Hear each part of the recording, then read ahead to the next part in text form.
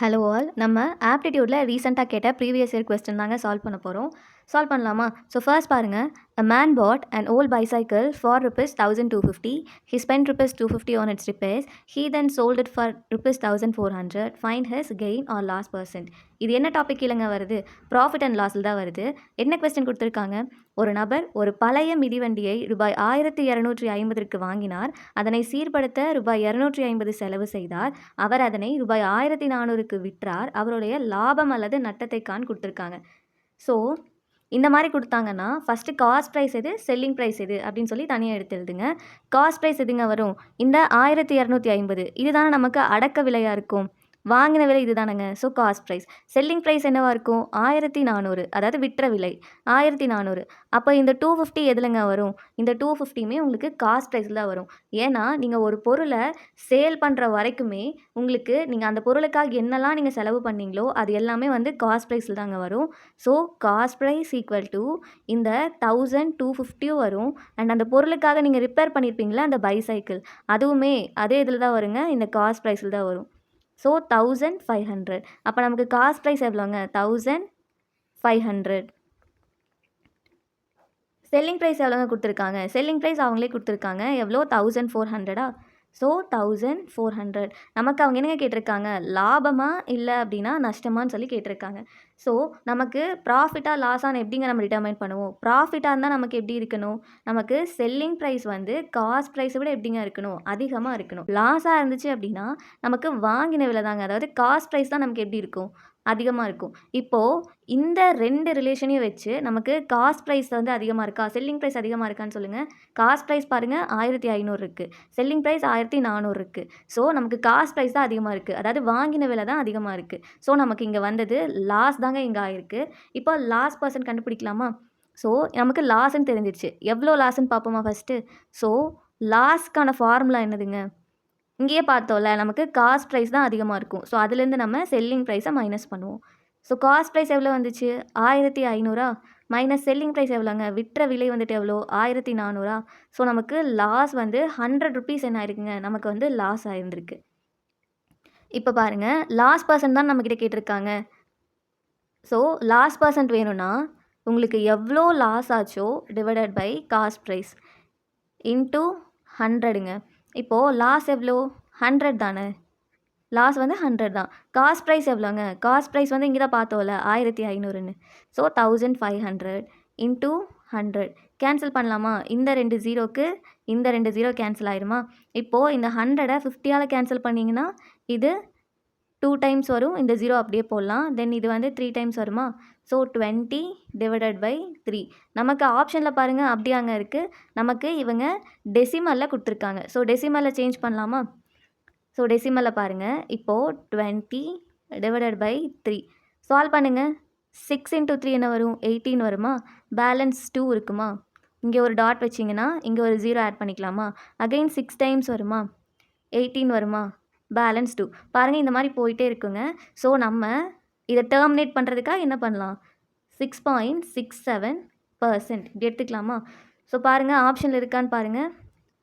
Option A 6.67%. கிளியராக இருக்குங்களா? First நம்ம என்ன பண்ணோம்? ஃபஸ்ட்டு அவங்க கொடுத்துருக்கிறது காஸ்ட் ப்ரைஸ், அதோடு சேர்த்து நமக்கு ரிப்பேரோட அந்த ரேட்டுமே கொடுத்துருந்தாங்க.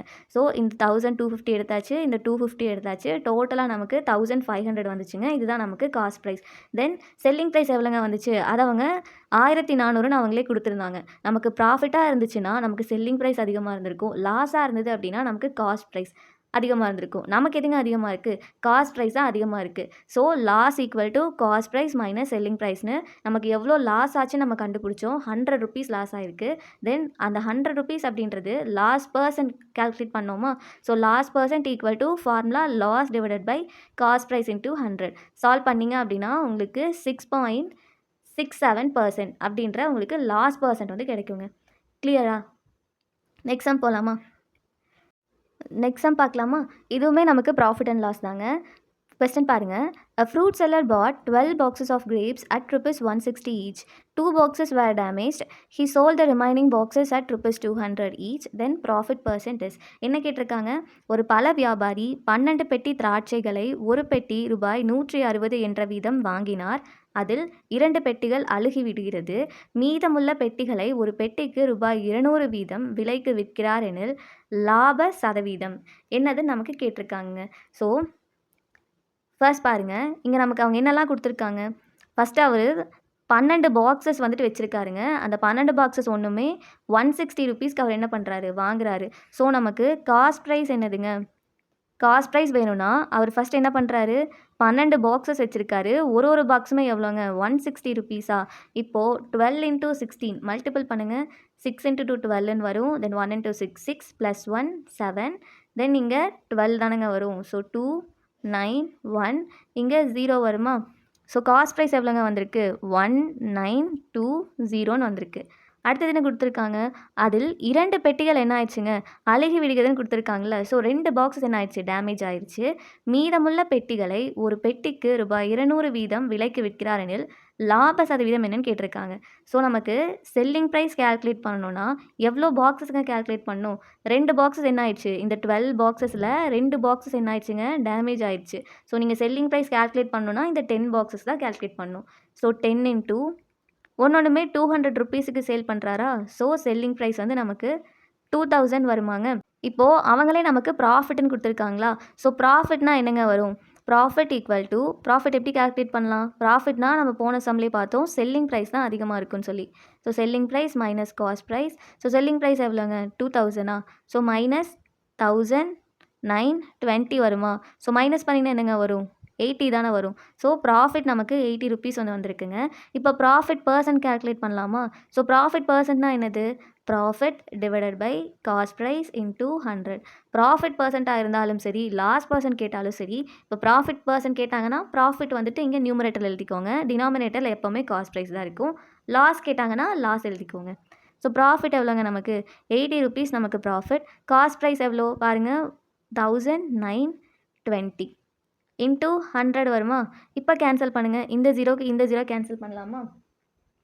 இப்போது 8 டேபிளால் கேன்சல் பண்ணுங்கள். 2 டைம்ஸ் எழுதணும் அப்படின்னா 16 வருவாங்க.